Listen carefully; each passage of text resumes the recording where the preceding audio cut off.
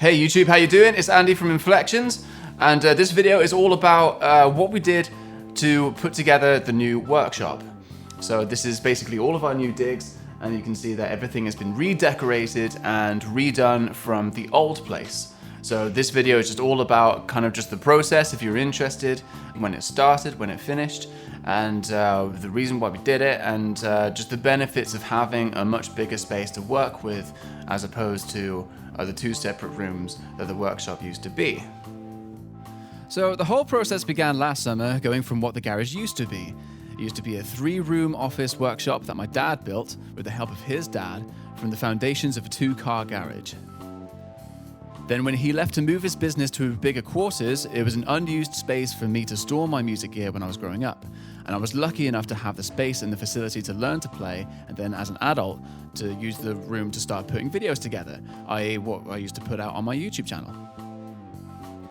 The office space was about 8 foot high, 10 foot wide, and 16 foot long. Big enough to start out, but with no sound treatment or noise proofing, with the carpeted flooring, with bare drywall on the walls and a reflective ceiling, it wasn't the best place acoustically to record professional sounding music.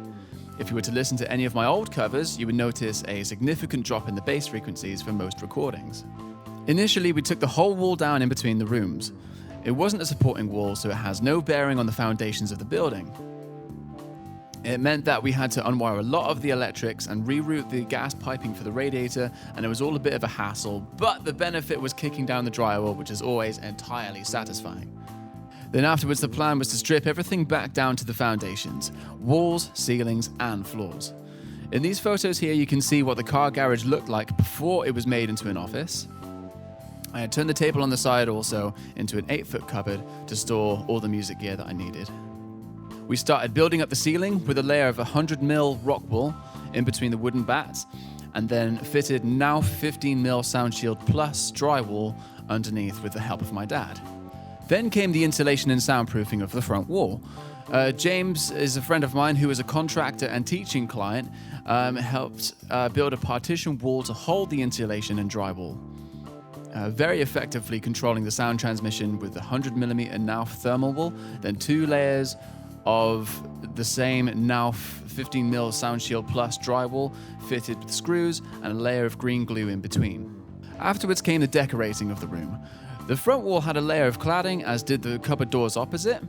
The side wall was painted white, and the opposite wall was decorated with staggered colors of green, black, and 2 shades of brown where the block segmented. It was a very lengthy process to paint it properly with the help of my friends, my mum, and my girlfriend Amber, and I'm very happy with the result. So thank you very much, all of you. The ceiling was a difficult choice to do on a budget, but after a bit of inspiration, we made a mixture of white emulsion paint and sawdust, the kind you use for animal bedding. This created a nice and unique texture that displaces the sound a little more effectively than regular painted wool. Afterwards, the room was treated with bass traps made up of the remainder of the 100mm rock wool that we used for the ceiling. The dense material has done a fantastic job of controlling the low end in the room, and as a result, my mixes sound much more balanced frequency-wise. Then, after painting the floor and decorating the rest of the room, we had the finished product so far. So there you have it, welcome to the new workshop.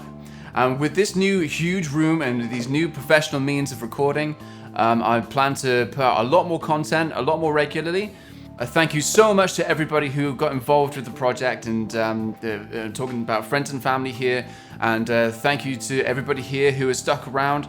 I really appreciate your support, and if you have any questions about the room or anything, then I could put together a video to try and answer anything that I didn't answer already putting out this video.